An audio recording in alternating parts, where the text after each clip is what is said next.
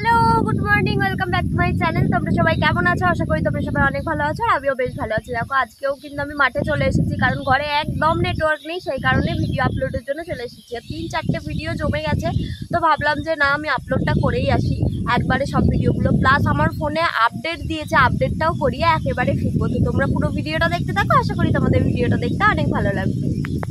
তুলনায় কিন্তু আজকে প্রচন্ড পরিমাণে রোদ বেরিয়েছে, তো চলো তোমাদেরকে একটু প্রকৃতিটা শেয়ার করে নিই। দেখো কত ভালো লাগছে না এই প্রকৃতিটা। আমার না খুব ইচ্ছে আছে যে তোমাদের দাদাভাইয়ের সঙ্গে এখানে কিছু ফটোশ্যুট করার, মানে এই জায়গাটাতে এত সুন্দর ছবি আসে বা এত সুন্দর দেখতে লাগে চারিপাশটা, সে কি আর বলবো। আর এখানে কোনো হরর ফিল্ম শুট করার জন্য কিন্তু বেস্ট জায়গা হবে। মানে যা সব ঝোপঝাড় হয়ে আছে না, বেশ ভালোও লাগবে কিন্তু ফিল্ম শুট করার জন্য। দেখো, তারপরে আমি কিন্তু বাড়িতে চলে এসেছি, এসে স্নান করতে যাব। তার আগে ভাবলাম যে চুলের জটটা ছাড়িয়ে নিই, কারণ এখানে এসে চুলে একদমই কিছু করা হচ্ছে না, একটু ভালোভাবে যত্ন করতে পারছি না। একে তো চুল উঠছে, তার উপরে আবার কি আর বলবো। তো যাই হোক, এই তো চুল ওঠার মাস শেষ হতেই চললো, মানে জুন জুলাই আর অগস্টের হাফ হলেই আর কি চুল ওঠাটা বন্ধ হয়ে যায়, কারণ বর্ষাকালটা তো প্রায় কেটেই যায় সেই কারণে। আর এখন যেহেতু সবসময়তেই নিম্নচাপ উঠে আছে, তো বারবার আর কি বৃষ্টি আসছে, আর আমি বেশি চুল ভেজাচ্ছিও না সেই কারণে। শুধু আজকের ভিডিওটা কিন্তু আমি সেইভাবে কন্টিনিউ করতে পারবো না, আজকে ওই পুচকুগুলোকে দেখিয়ে ভিডিওটা আর কি কন্টিনিউ করেছি। কেন কি আজ হচ্ছে আমার দাদানের কাজ। কাজ বলতে প্রথম দিনের যে কাজটা হয় না, সবাই ন্যাড়া হয় আর কি, ঘাটে ওঠার কাজ যেটাকে বলে, তো সেই কাজটা আছে। তো সেখানে কিছু তো আমারও কাজ থাকে, মানে কিছু কিছু বৌদি আছে যাদের আর কি নতুন জামা কাপড়গুলো একটুখানি দিয়ে দেওয়া, বা তাদের পুচকুগুলোকে ধরা। কেননা তারা কি করবে, যেহেতু বৃষ্টি হচ্ছে, বৌদিরা বলেছে যে পুচকুগুলোকে একটু ধরতে। তার কারণ কি বলতো, যেহেতু পুচকুগুলো একদমই ছোট, তো ওদেরকে আগে স্নান করিয়ে আমাকে দিয়ে দেবে বলেছে। তো আমি ওদেরকে ততক্ষণে জামা টামা পরাবো, তো তারপরে ওরা স্নান টান করে আসবে। এদিকে দেখো, আমি কিন্তু স্নান করে একটা অন্য জামা পরে নিয়েছি, মানে ওই পিঙ্ক জামাটা। তো পরে একটা বৌদির বাড়িতে এসে বসে আছি, মানে ওর সঙ্গে একটু গল্প করছিলাম। তারপর দাদা ওকে ডাকতে আবার ও নিচে চলে গেছে, তো আমিও এখন নিচে চলে যাব। তো নিচে এসে দেখি যে পুচকু আর কি ঘুরতে বেরিয়েছে, আর এত ভালো বাসে ঘুরতে, সে কি আর বলবো। যদি একটু অন্যদিকে মুখ করে ডাকি, মানে পাড়ার দিকে মুখ করে ডাকি, আমার কাছে চলে আসবে। আর এখানে দেখো, আমি আর একটা বৌদির বাড়িতে চলে এসেছি। এখানে পুচকু ছেলেটা কিন্তু ঘুমাচ্ছিল, আর ও ওকে তোলানোর জন্য দেখেছো কিরকম করছিল, আর আমি বারবার হাতটা সরিয়ে দিচ্ছিলাম। তো ও ওর দিকে তাকিয়েই আছে, দেখেই যাচ্ছে দেখেই যাচ্ছে।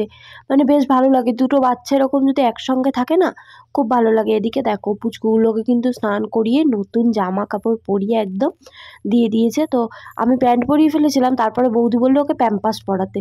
তো আমি বললাম ঠিক আছে তাহলে দেখি পড়াই, মানে আমি আর কি, আমাকে আর কি ওরা ট্রেনিং দিচ্ছে। ওরাই বলল কি যে তুমি বাচ্চাগুলোকে ধরবে। আমি ভাবলাম ঠিক আছে, নাও, আমারও একটু ট্রেনিং হয়ে যাবে।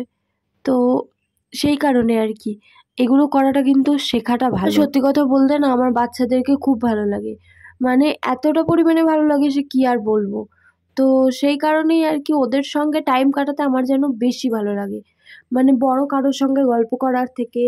আর এটাই তো মানে বোঝার না, যে বাচ্চারা কোনোদিন ধোকা দেয় না, তারা তো কিছু বোঝে না, জানে না। তো তার কারণে আমার বেশি ভালো লাগে তাদের সঙ্গে সময় কাটাতে। তো কিছু কিছু মানুষ আছে যারা তোমার সঙ্গে সামনে ভালো ব্যবহার করবে, আবার পিছন দিক থেকে ছুরি মারতেও ছাড়ে না। তো আমার সেই কারণে মানুষের সঙ্গে আমি কথা বলি, কিন্তু খুব কম কথা বলি। আর আমার বন্ধুর সঙ্গেও কিন্তু খুব কম, মানে আমি বুঝে সুঝে বন্ধু করি।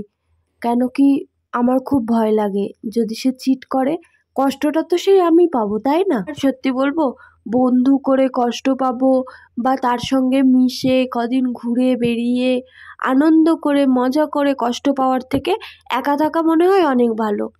আর কিছু কিছু মানুষ আছে, তো তাদের সঙ্গে না মিশে আমার মনে হয় বাড়িতে একটা কুত্তা পুষলে তার সঙ্গে একা একা কথা বলা অনেক ভালো, কারণ কুকুরটাও তোমাকে তোমার বিপদে কিন্তু প্রটেক্ট করবে। কেন বলছি এমন কথা সেটা হয়তো ভাববে, তো কেন বলছি না বলছি সেটা যদি কোনোদিন সুযোগ হয় না, আমি সবার সামনে বলবো, সেটা নিয়ে চিন্তা করতে হবে না। কিন্তু এই মুহূর্তে আমি কিছু বলবো না, তবে হয়তো আমার সঙ্গে এমন কিছু ঘটনা ঘটেছে যার কারণেই আমি কথাটা বলছি, সেটা নিশ্চয়ই তোমরা বুঝতে পারছো।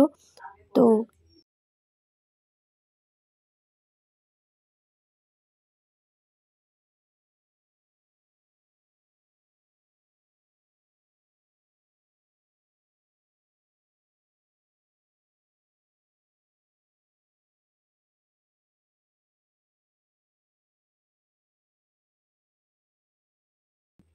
তো আজকের ভিডিওটা আমি এই অবধি রাখলাম। ভিডিওটা ভালো লাগলে অবশ্যই লাইক করবে, কমেন্ট করে জানাবে ভিডিওটা কেমন লাগলো, আর সকলের সঙ্গে কিন্তু অবশ্যই শেয়ার করে দেবে।